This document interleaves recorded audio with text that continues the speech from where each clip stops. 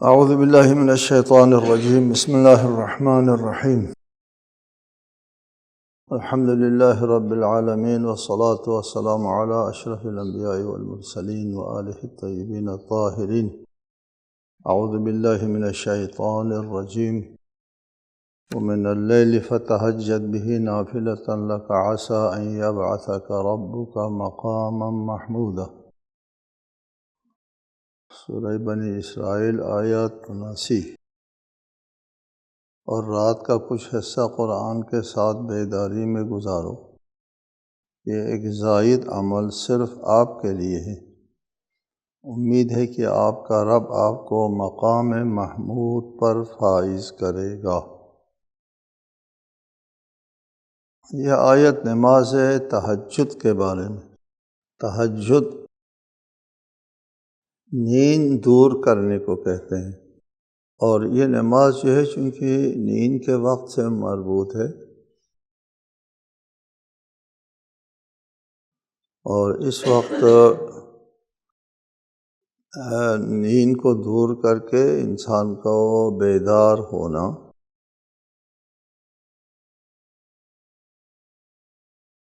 یہ بہت اسلامی تعلیمات میں اللہ کی بندگی کے لیے زیادہ اہمیت کے حامل ہے۔ یہ نماز تہجد۔ تہجد کی نماز کا وقت جو ہے وہ فجر کے نزدیک ترین وقت جو ہے وہ تہجد کا وقت ہے۔ ویسے آدھی شب کے بعد سے تہجد کا وقت شروع ہوتا ہے، فجر تک تہجد کا وقت ہے، اور جتنا فجر کے نزدیک ہو جائے اتنا بہتر۔ اسلامی تعلیمات میں یہ بات ہے کہ انسان کے لیے کہا ہے کہ ہم نے رات کو آرام کے لیے بنایا، اور انسان کی صحت کے اعتبار سے حکم یہ ہے، آداب ہے کہ جلدی سویا کرو۔ رات سونے کے لیے ہے، اور رات کے پہلا جو حصہ ہے، رات کا پہلا حصہ وہ خواب کے لیے بہترین ہے، انسان کی صحت کے لیے بہت مفید ہے۔ اور رات کا آخری حصہ بیدار ہونے سے، بیداری سے، رات کے آخری حصے کی بیداری سے انسان کی صحت کے اوپر بہت مثبت اثرات پڑتے ہیں۔ یہ حدیث نہیں کہہ رہا ہوں، یہ تحقیقات کرنے والے ہیں سائنسی، انسانی جسم کے اوپر جو صحت کے اوپر جو تحقیقات کیا ہے، یہ ان لوگوں کو کہنا ہے، لگتا ہے حدیث کا ترجمہ ہے۔ رات کا ابتدائی حصہ خواب کے لیے اور آخری حصہ بیداری کے لیے نہایت موزون ہے انسان کے لیے۔ آخری حصے کو سحر خیزی کہتے ہیں، سحر خیزی، سحر کے وقت یہ نماز پڑھنے کے لیے اٹھنا، اس کی بہت تاکید ہے۔ باقی مسلمانوں کے لیے رسالہ مآب پر واجب تھا، نماز تہجد آپ پر واجب، اور باقی مسلمانوں کے لیے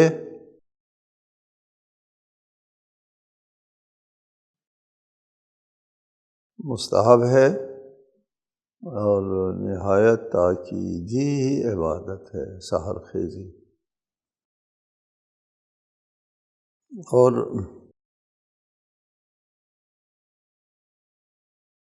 حدیث میں بھی ہے، حدیث میں آیا ہے کہ سحر خیزی جو ہے قیام اللیل مصحۃ للبدن ومرضات للرب وتعرض للرحمہ وتمسک باخلاق النبیین۔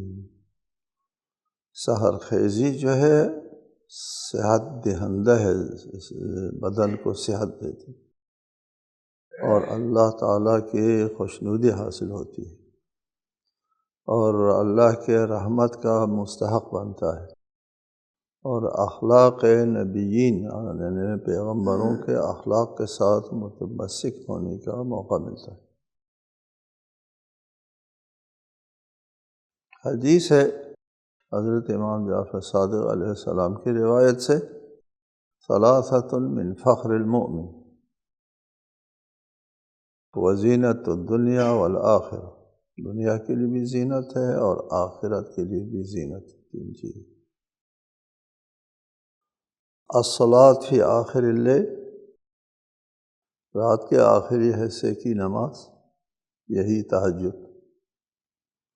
وَيَأْسُهُ مِمَّا فِي أَيْدِي النَّاسِ، لوگوں کے ہاتھ میں جو میل کچیل ہوتا ہے نا پیسہ، اس سے بالا تر ہونا۔ دوسری حدیث میں ہے ثلاثۃ مما یفتخر بہ المؤمن، دوسرے الفاظ ہے حدیث کے، مومن کے لیے باعث افتخار تین چیزیں ہیں۔ صلاۃ، اس میں سب سے پہلے جس کا ذکر الترفع مما فی ایدی الناس، اس کا ذکر پہلے ہے، الترفع مما فی ایدی الناس، لوگوں کے ہاتھ میں جو میل کچیل ہوتا ہے اس سے بالا تر ہونا، کسی مومن، کسی انسان کے محتاج نہ ہونا، کسی احسان کی طرف اپنے احتیاج کا اظہار نہ کرنا، لوگوں کے ہاتھ میں جو میل کچیل ہے اس سے بالا تر، الترفع، اس سے بالا تر ہو کر کے رہنا فخر ہے، اور اگر اس سے بالا تر نہ ہو تو اس کے نیچے، اس کے ہاتھ کے نیچے آئے احسان کے نیچے۔ حدیث ہے نا، جس پر چاہو احسان کرو وہ اس کا امیر بن جائے گا، جس سے چاہو احسان لے لو تو اس کا غلام بن جائے گا۔ تو یہ کسی کا محتاج ہونا جو ہے ایسا ہے جیسے کسی کا غلام ہونا ہوتا ہے، کسی کا احسان لینا، وہ بھی سوال کر کے۔ الترفع مما فی ایدی الناس، اس حدیث میں فرمایا وَيَأْسُهُ مما فی ایدی الناس، لوگوں کے ہاتھ میں جو میل کچیل ہوتا ہے اس سے، اس کے ساتھ امیدیں وابستہ نہ کرنا، اپنی توقعات اور امیدوں کو لوگوں کے جو ہاتھوں میں مال ہوتا ہے اس کے ساتھ وابستہ نہ کرنا۔ ایک بات ضمن میں کہتا ہوں اسی حدیث کے ضمن میں، وَوِلَایَةُ الْإِمَامِ مِنْ آلِ محمد، تیسری چیز جو ہے وہ آل محمد کے ایک امام کی ولایت، آل محمد سے جو امام ہے، ائمہ ہے، ان کی ولایت اختیار کرنا۔ اور وہ حدیث الترفع مما فی ایدی الناس وصلاۃ اللیل والاطاعۃ للامام من اہل البیت، دوسری حدیث کے الفاظ۔ ضمناً ایک بات یہ ہے کہ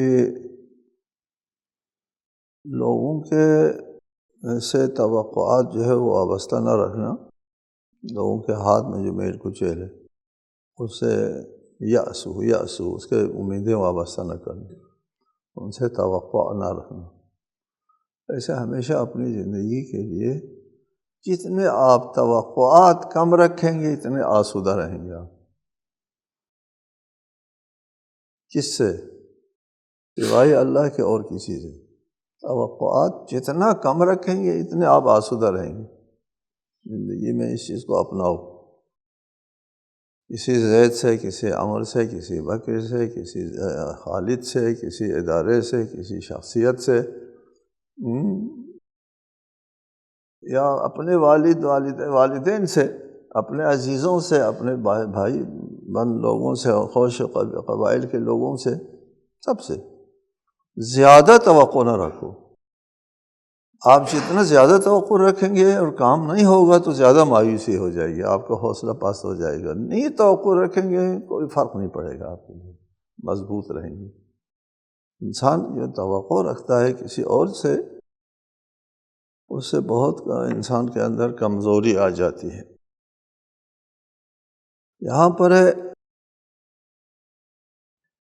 وَمِنَ اللَّيْلِ فَتَہَجَّدْ بِهِ نَافِلَةً لَكَ، اور رات کو تہجد کے لیے آپ قیام کریں، قرآن کے ساتھ بیداری میں گزارو، یہ ایک خاص عمل ہے، صرف آپ کے ساتھ مختص ہے۔ نافلۃً زائد واجب ہے، لک آپ کے لیے، سالن میں آپ کے اوپر واجب تھا، باقی لوگوں کے لیے واجب نہیں ہے، مستحسن ہے، بہترین عبادت ہے۔ فجر سے پہلے بیدار رہنا، ٹھیک ہے؟ فجر سے پہلے خواب میں رہنے میں اس میں کوئی خیر نہیں، کوئی فضیلت نہیں ہے۔ یہ کہ آپ کہیں کہ جی فجر سے پہلے جو خواب ہے اس سے وہ عمل بہتر ہے کہنا جو ہے وہ کوئی مفہوم نہیں رکھتا۔ خواب سے پہلے جو خواب ہے، جو فجر سے پہلے جو خواب ہے، اس میں کوئی خیر نہیں ہے، کوئی فضیلت نہیں ہے، اس کے کسی اور عمل خیر کے ساتھ موازنہ درست نہیں ہے۔ نافلۃ لک، یہ آپ کے لیے ایک اضافی عمل ہے کہ رسالۃ آپ کے اوپر جو ہے نماز تہجد واجب تھا۔ آیت میں فرمایا عسیٰ ان یبعثک ربک مقاما محمودا، کہ امید ہے کہ اگر آپ تہجد کی نماز پڑھیں تو اللہ تعالیٰ آپ کو مقام محمود پر فائز کرے گا۔ رسالۃ آپ کو نماز فجر کی وجہ سے مقام محمود پر فائز کرے گا۔ رسالۃ مآب وہ رحمۃ للعالمین ہے، خود ان کی ذات رحمۃ للعالمین، افضل الانبیاء والمرسلین، تمام انبیاء سے زیادہ فضیلت ہے۔ اور اللہ تعالیٰ کے لیے کہ ہاں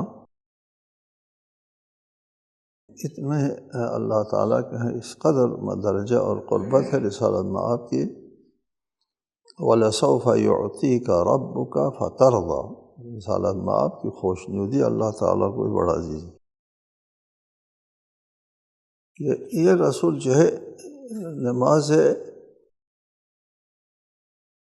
شب اور نماز تہجد کی وجہ سے مقام محمود پر فائز ہوتا ہے، درجہ بلند ہوتا ہے۔ رسالت مآب کو جو درجہ حاصل ہے، ایک دنیا کو اللہ کے اس رسول نے بیداری عنایت فرمائی، تمدن دیا، عالمین کے لیے رحمت ہے، کفر و شرک کو مٹا دیا، اور اللہ کی بندگی کی طرف کتنا درجہ ہونا چاہیے۔ نماز شب جب رسول اللہ کے درجے میں اضافہ کرتی ہیں۔ مقام محمود سے مراد احادیث میں فرمایا ہے کہ شفاعت ہے، خداوند عالم آپ کو مقام محمود پر فائز کرے گا، یعنی مقام شفاعت پر۔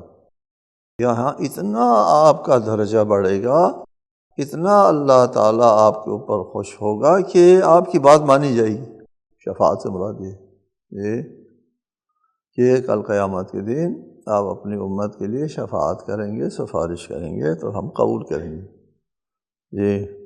کس وجہ سے ما اوذی نبی مثل ما اوذی، تو کسی نبی کو اذیت نہیں دی جس نے مجھے اذیت دی گئی ہے۔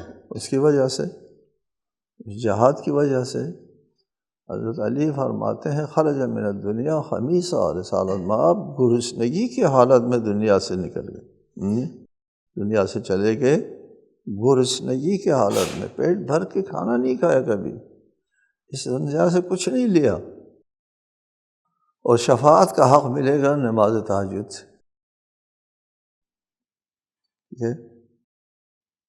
یہی درجہ کافی ہے نماز تہجد کی فضیلت کے لیے اور اس کی اہمیت کے لیے۔ جب رسالت مآب کے لیے نماز تہجد کی وجہ سے زیادہ درجہ ملتا ہے، زیادہ قربت حاصل ہوتی ہے اللہ تعالیٰ کی طرف سے، زیادہ اختیارات ملتے ہیں، اور آپ کی سفارش جو ہے وہ سنی جاتی ہے، تو ہم جیسے لوگوں کے لیے نماز تہجد کس قدر ضروری ہے؟ ہمارے لیے تو ضروری ہے، ویسے نوافل میں سے ہے۔ یہ صبح کو آپ جب سحر کے وقت جو ہے نماز پڑھیں گے 11 رکعت، تو اس سے کافی آپ کے جسم کے اوپر جو ہے وہ صحت کے اعتبار سے، یہ مصحۃ للبدن بھی فرمایا، اور پھر آپ کا روح بھی پاکیزہ ہو جاتی ہے، روح پاکیزہ ہو جاتی ہے۔ دیگر احادیث میں ہے روزی میں بھی فراوانی آتی ہے، آپ لوگوں کے محتاج بھی نہیں ہوتے، یہ روزی میں بھی فراوانی آتی ہے، آپ کی دنیا کی معیشت بھی اچھی ہو جاتی ہے نماز تہجد کی وجہ سے۔ ویسے اسلامی تعلیمات جو ہے ان کے تمام تعلیمات کا جو ہے اس زندگی کے اوپر بھی اس کے اثرات مترتب ہوتے ہیں، لیکن تہجد کے اثرات اس زندگی کے، دنیا کے زندگی کے اوپر جو ہے وہ بہت زیادہ اثر انداز ہے۔ وقل رب ادخلنی مدخل صدق واخرجنی مخرج صدق واجعل لی من لدنک سلطانا نصیرا۔ اور کہہ دیجیے پروردگارا تو مجھے ہر مرحلے میں سچائی کے ساتھ داخل کر اور سچائی کے ساتھ اس سے نکال، اور اپنے ہاتھ سے مجھے ایک قوت عطا فرما جو مددگار ثابت ہو۔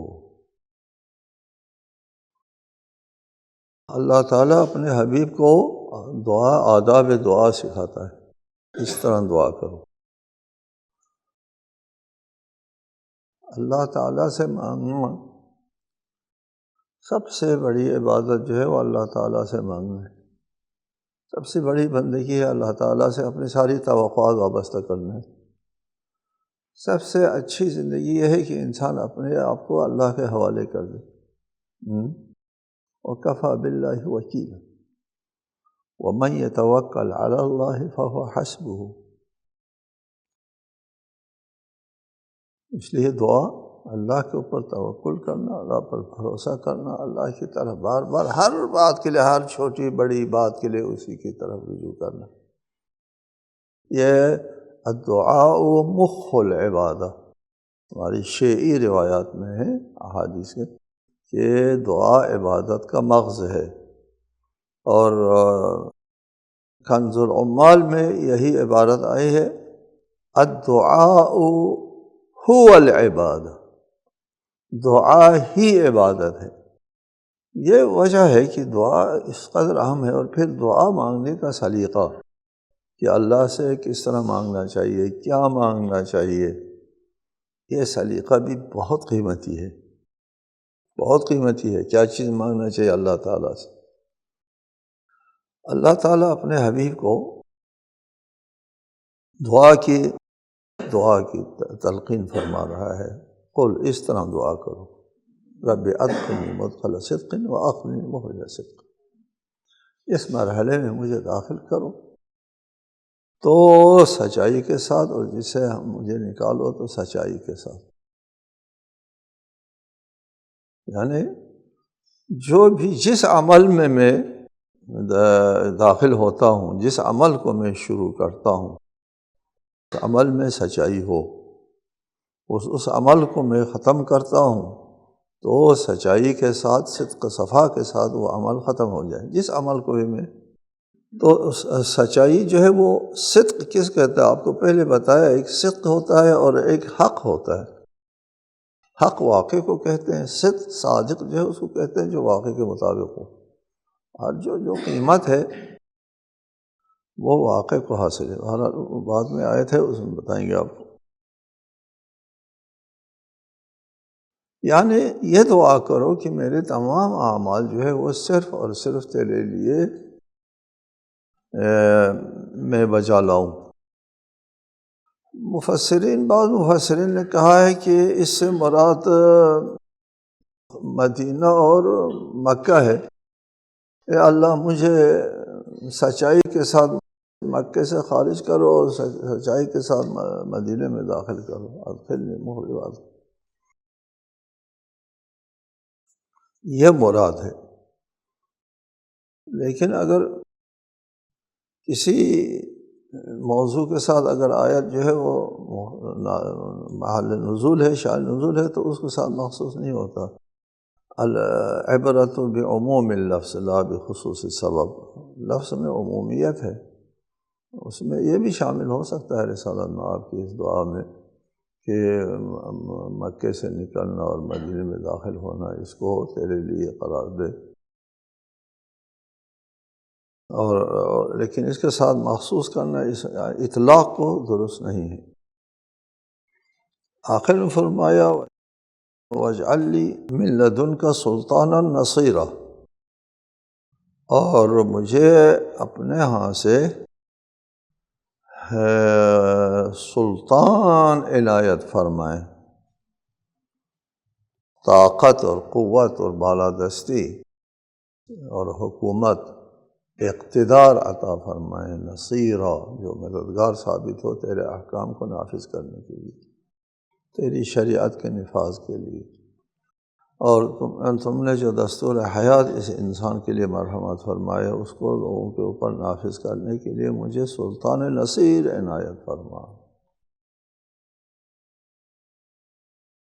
تو اسلامی دستور کے نفاذ کے لیے حکومت قائم ہونا چاہیے ہوتا ہے۔ اسلامی حکومت قائم ہے تو پھر اسلامی دستور نافذ ہوتا ہے، اور اگر آپ کے پاس حکومت نہیں ہے، آپ کے ہاتھ میں اختیار نہیں ہے، تو پھر اسلام نافذ نہیں ہوتا۔ لہذا اسلامی حکومت کا اقامہ ممکن ہونے کی صورت میں ضروری ہے اسلام کے نفاذ کے سلسلے میں۔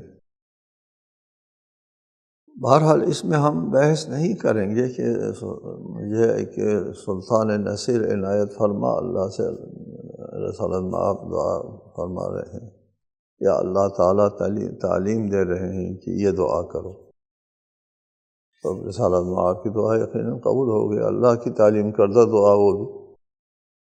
چنانچہ اللہ تعالیٰ نے رسول اللہ کو سلطان نصیر عنایت فرمایا۔ وہ سلطان نصیر کیا عنایت فرمایا ہے؟ حکومت تو نہیں ملتی ابھی تک، تو اسلام کی رسالت مآب کی حکومت نہیں ہے۔ اگر آپ سلطان سے مراد، بالادستی سے مراد حکومت لیتے ہیں، اور اگر آپ یہ موضوع ہے ان آیات سے مربوط،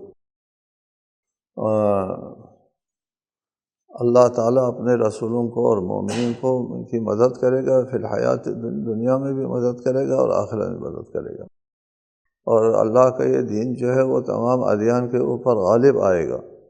اس قسم کی اِنَّا لَنَنْصُرُ رُسُلَنَا بہت سی ساری آیتیں ہیں، ان تمام آیتوں کے اور اس میں تفسیر میں آپ کیا کہتے ہیں کہ آپ کو غلبہ ملے گا، آپ ہی کامیاب ہوں گے۔ کامیابی کی کیا کوئی چیز کو کہتے ہیں آپ؟ کیا کامیابی یہ کہتے ہیں دنیا میں کوئی کسی کی حکومت قائم نہ ہو، صرف آپ کی حکومت قائم ہو تو پھر تو نہ ہو، ٹھیک ہے؟ کامیابی اگر اس کو کہتے ہیں کہ آپ نے جو تحریک چلائی ہے، توحید کی تحریک چلائی، اسلامی نظام و دستور کی تحریک چلائی ہے، وہ زندہ رہے، ہمیشہ یہ تحریک زندہ رہے، اور یہ کسی اور تحریک کے نیچے آ کر کے دب نہ جائے، کوئی اور نظریہ پھلنا پھولنا شروع ہو جائے اور آپ کا نظریہ سکڑنا شروع ہو جائے۔ یہ دعا یہاں پر اس لیے کے لیے، چنانچہ اسلام کی یہ تحریک جو ہے وہ ہر وقت ہر آن یہ تحریک پھیل رہی ہے۔ یہ جو استعمار ہے، دشمنان اسلام ہے، وہ اس کے خلاف جو ہے وہ اپنی تحریک ہے، اپنے ہر طاقت استعمال کرتے ہیں، لیکن یہ پیغام خود ان کے اپنے ملکوں میں بڑی تیزی سے پھیل رہا ہے، بڑی تیزی کے ساتھ پھیل رہا ہے، یہاں تک کہ لوگوں نے پیشن گوئی کی ہے کہ مستقبل میں مغرب کا دین اسلام ہوگا، مستقبل بعید میں، یعنی پھیل رہا ہے بڑی تیزی کے ساتھ، ایک خاص رفتار کے ساتھ پھیل رہا ہے۔ یہ ہے غلبہ، سکڑ نہیں رہا، دشمنان اسلام کے بھرپور حملے کے باوجود، ہر حربے کے استعمال کرنے کے باوجود سکڑ نہیں رہا۔ یہ سلطان ہے، نصیر ہے، اور بالادستی ہے، اس قانون کو پذیرائی مل رہی ہے۔ وَقُلْ جَاءَ الْحَقُّ وَزَهَقَ الْبَاطِلُ إِنَّ الْبَاطِلَ كَانَ زَهُوقًا، اور کہہ دیجئے حق آ گیا اور باطل مٹ گیا، باطل کو تو یقیناً مٹنا ہی تھا۔ ابھی میں بات کر رہا تھا آپ سے حق اور سچ کے بارے میں۔ حق کس کو کہتے ہیں؟ حق الشیء اذا ثبت، حق الشیء اذا ثبت، جب کوئی چیز ثابت ہو، موجود عیناً خارج میں موجود ہو تو اس کو حق کہتے ہیں، یعنی ثابت ہے، حق ہے۔ اس کو مقابل میں کیا آتا ہے؟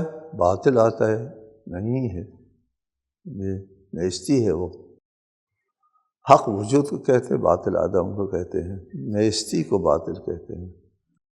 آپ جو بات کرتے ہیں وہ بات حق کے مطابق ہے تو آپ کے بات کو سچ کہتے ہیں، حق کے مطابق نہیں ہے تو جھوٹ کہتے ہیں۔ جھوٹ کیا ہے؟ جھوٹ وہ ہے جس کے نیچے کچھ نہ ہو، عدم ہے، اس بات کے نیچے عدم ہے۔ سچ کے نیچے وجود ہے، جھوٹ کے نیچے کچھ بھی نہیں۔ یہ ایسے ہوا میں باتیں ہیں۔ اسی طرح حق وجود کو کہتے ہیں، باطل عدم کہتے ہیں۔ حق وجود منشأ آثار ہوتا ہے، ٹھیک ہے، منشأ آثار، وجود منشأ آثار ہے، عدم منشأ آثار نہیں ہے۔ منشأ آثار کا مطلب کیا ہے؟ اس پر اثرات مترتب ہوتے ہیں، وجود پر اثرات مترتب ہوتے ہیں۔ کوئی چیز ہے تو اس کے وجود متاثر نہیں ہے، عدم کا کوئی اثر نہیں ہوتا نا۔ یہ عدم منشأ آثار نہیں ہے، عدم سے عدم پر اثرات مرتب نہیں ہوتے، عدم سے کوئی بات نہیں بنتی، وجود سے بات بنتی ہے۔ حق وجود ہے، اور جب حق آئے گا تو باطل کو مٹ جانے، وہ تو پہلے بھی کچھ نہیں تھا، عدم تھا، باطل تھا، اس کو تو ہر حالت میں ان الباطل کان زہوقا، باطل کو تو زہوق ہی ہونا تھا نا، مٹنا عدم ہے، اس کے لیے اس کی کوئی حیثیت نہیں ہے، عدم کے لیے کوئی حیثیت نہیں ہے۔ اور عدم کا منشأ آثار نہیں ہوتا، منشأ آثار وجود کے لیے ہوتا ہے، اور جب وجود آ گیا تو پھر عدم جو ہے وہ پہلے سے بھی عدم تھا، لیکن اس کا عدم ہونا ظاہر ہو جائے گا، واضح ہو جائے گا۔ اس پر مزید گفتگو انشاءاللہ آئندہ ہم کریں گے۔ السلام علیکم ورحمۃ اللہ۔